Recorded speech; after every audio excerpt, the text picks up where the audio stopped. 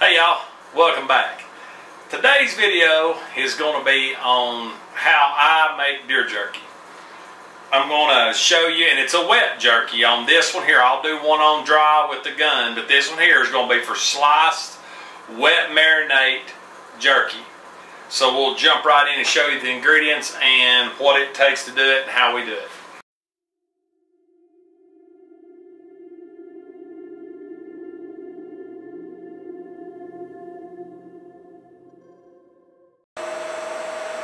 Okay, this is ingredients that you'll be using, or that I use. You're going to need 4 tablespoons. I always put my dry in first, so my powdered sugar, my curing salt, and my garlic powder will go in to the blender first. So you roughly want 4 tablespoons of pepper. You want 4 tablespoons of garlic salt.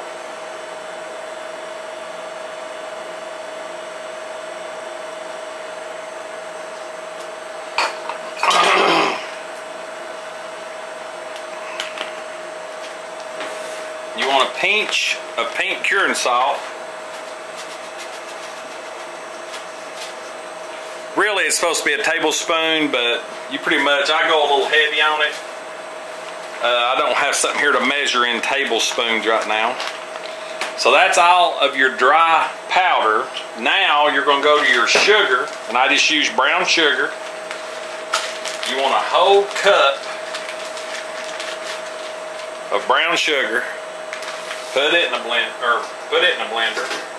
Actually, put that in the wrong thing. Make sure all your ingredients are in. I put it in the wrong container. Take your Sprite, which is used for carbonation. Now, some people use beer. I used to use beer. I just thought it was a waste, and I don't buy beer or drink anymore, so I use Sprite. Then, you're going to get 1 cup of Worcestershire. You can pick whatever kind you want. This is just the cheaper that I found.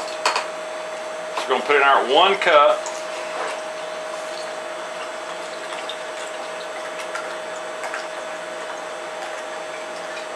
It's 1 cup of Worcestershire.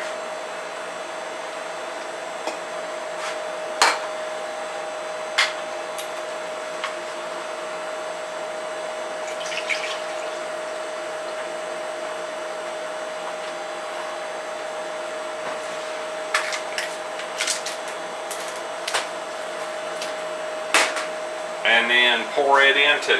So you've got 1 cup of soy, 1 cup of Worcestershire, 4 tablespoons of pepper, 1 tablespoon of pink curing salt, and 4 tablespoons of garlic powder. I'm going to put the lid on and liquefy. And that's what you got. Pour it in, and it's ready for the meat to be put in. Now with your meat, most of your jerky, the best jerky comes out of the hindquarters. So your round steak, your rump roast, sirloin, whatever you want to call it, the back end is where most of your jerky. Some people even do the back straps. In this case, I'm not going to do the back straps. They're going to go get cut. But anyway, I've got my blade set on, this is a Hobart, so it's set on 22, which is just under 1/4 of an inch.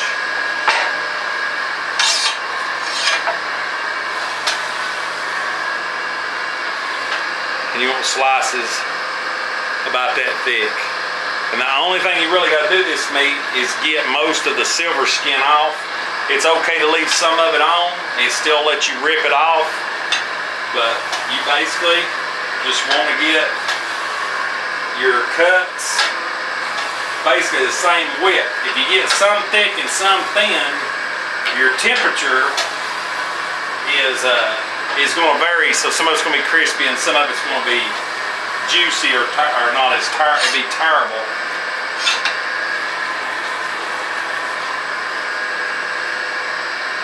You basically want it like that right there. And then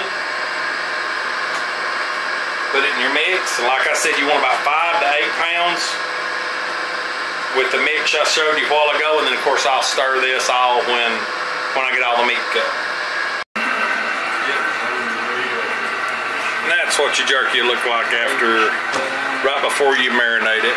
Now we'll marinate it for 24, 48 hours.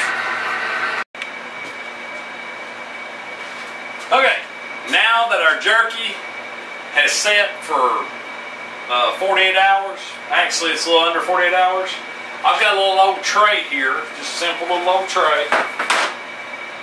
So I'll take one of my racks, set it on there so to catch the drippings, mix up, make sure that we mix it one more time just so all the sticky stuff, the good stuff will stick to it. As you can see, it's ready to roll. Then, just going to lay it on there evenly.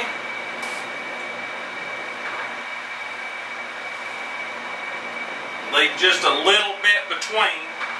As you can see, that's about what we're doing.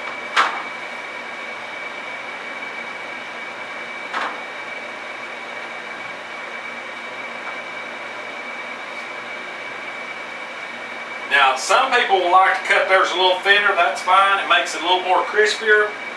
But I like it a little thicker where it's just a bit chewy on the inside.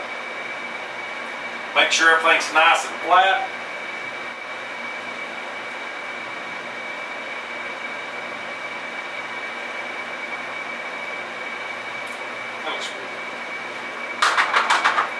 Now, you can see that's what the jerky will look like. That's about the spacing that you want.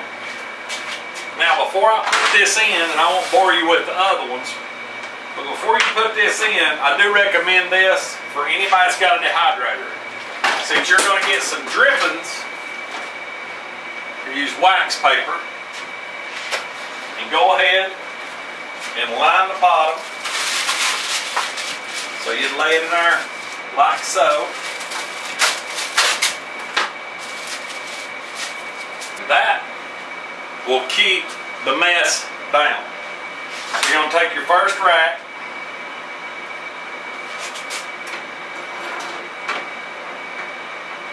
oh, I actually got it backwards. There's a cutout. It's got to go towards the back. So there's your first one. Now you can see I've spaced these out. I have a lot more racks and I have filled it up before. As you can see, I spaced it out about every other run, just for this run, because it's really only one ham. I hit this deer back, as y'all seen in the video, but that's the setup there. That's how far you want to set them out. And then we're going to take and hit your button. We're going to go for 130 degrees. Click again. And we're going to go to 12-hour run time. Less heat, longer run. And then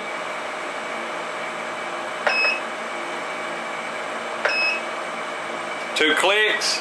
It's on Fahrenheit.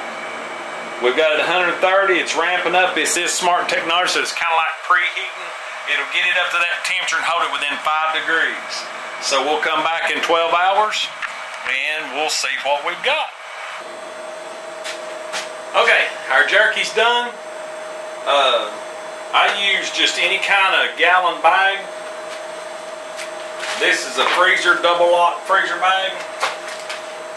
And that's how I store it.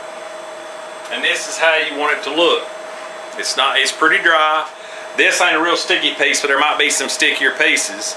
Then when it's ripped in two, you want it just a tad pink on the inside. So that is some good jerky. One thing to keep in mind